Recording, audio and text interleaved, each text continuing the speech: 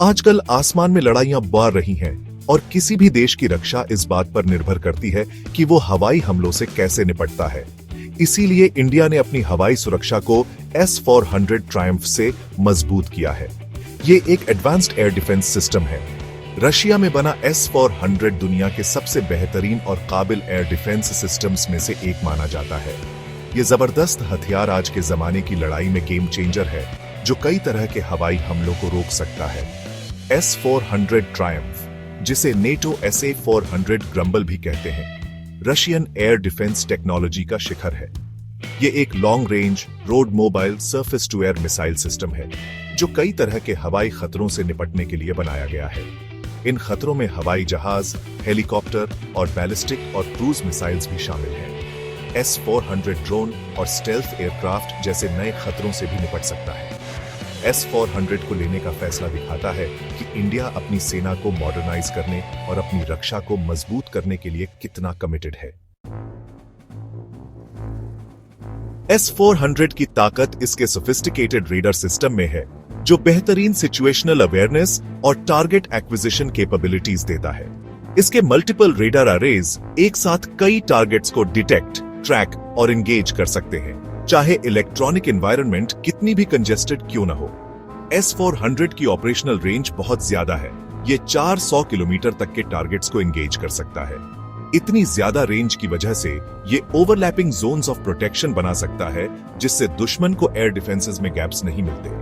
इसकी मिसाइल्स नीचे उड़ने वाले हेलीकॉप्टर से लेकर ऊपर उड़ने वाली बैलिस्टिक मिसाइल्स तक सबको रोक सकती है। इसकी ताकत इसके अलग अलग तरह की मिसाइल्स से और भी बियाज जाती है। हर मिसाइल एक खास टारगेट के लिए बनी है। इसके अलावा S-400 को जल्दी डिप्लॉय और मूव किया जा सकता है, इसलिए यह बहुत ही सर्वाइवेबल सिस्टम है।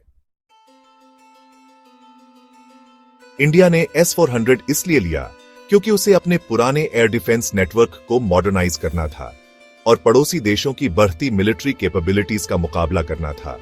S-400 की एडवांस्ड कैपेबिलिटीज, खास तौर पर इसकी लॉन्ग रेंज और बैलिस्टिक मिसाइल्स के खिलाफ इफेक्टिवनेस, इसे इंडिया के लिए एक स्ट्रेटेजिक एसेट बनाती है। इंडिया ने 5 S-400 रेजिमेंट्स के लिए कॉन्ट्रैक्ट साइन किया है, जिनकी डिलीवरी 2021 में शुरू हुई थी। पहली रेजिमेंट इंडियन एयरफोर्स में शामिल हो चुकी है, बाकी की डिलीवरी धीरे धीरे होगी। S-400 रेजिमेंट्स को पूरे इंडिया में स्ट्रेटेजिकली डिप्लॉय किया जा रहा है, ताकि पूरी एयर डिफेंस कवरेज मिल सके। S-400 के इंडियन एयरफोर्स के एयर डिफेंस नेटवर्क में शामिल होने से इंडिया की एयर डिफेंस कैपेबिलिटीज और भी मजबूत होंगी।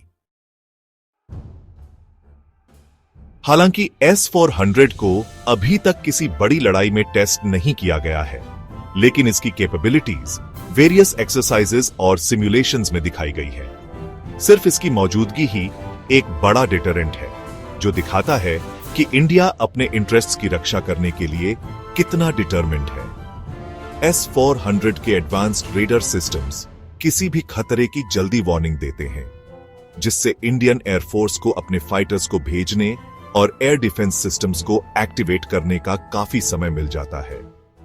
अगर किसी कॉन्फ्लिक्ट की स्थिति बनती है, तो S-400 दुश्मन के हवाई हमलों को खत्म करने में बहुत इंपॉर्टेंट रोल निभाएगा। इसकी लॉन्ग रेंज और एक साथ कई टारगेट्स को एंगेज करने की क्षमता इसे दुश्मन के फाइटर जेट्स, बॉम्बर्स और मिसाइल्स के खिलाफ एक इफेक्टिव हथियार बनाती है।